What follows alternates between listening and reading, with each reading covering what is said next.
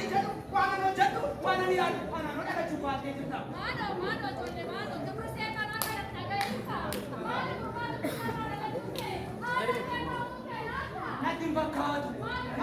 Otoo nageetti beelaata ta'eeti anaan dhagachuu baatee qabeenya kan hundumaa ilma gaaromsa qabu.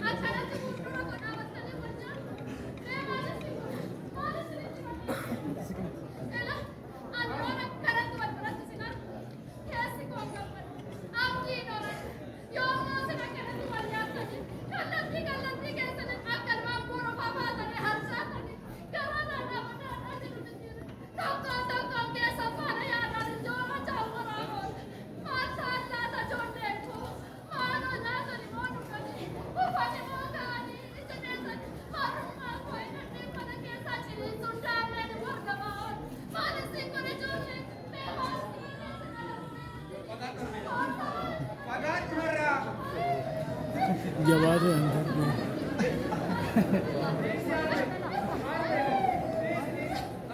Nageessu irra dibaa fi fafa keessaa kana laphee safeeffatu gurra dhaga'uun qabu dhaabaanarra. Harmeen nageessa Oromoon gaafa maal akka jedhu beektaa? Iji gamna rooboosi.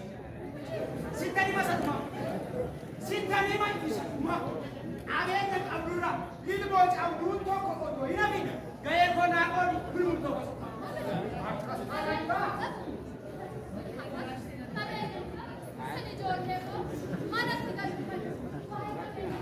Qabeenya qabdu mana kana qofaadha.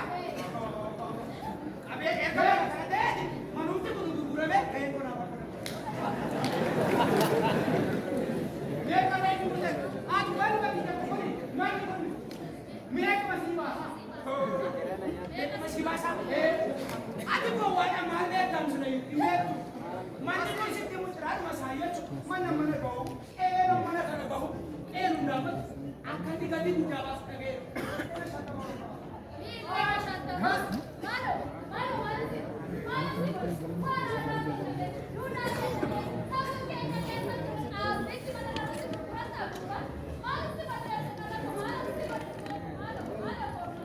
Harme. Ilmi keenya maal yaada beektaa yoo otoo ani lubbuun dhaabadhee deemu mana lubbuun daa ajaa'ibatti maatee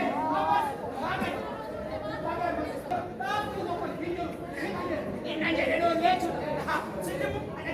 Sitti dhufnee kan inni fi siin jedhee gubbee gomba qabaa.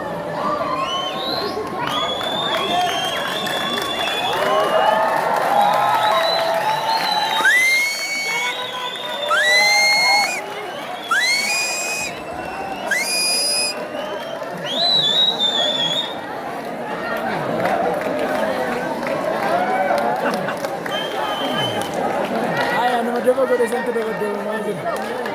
Anu madema ko desantu do madema majir. Madema gal mana daru muda.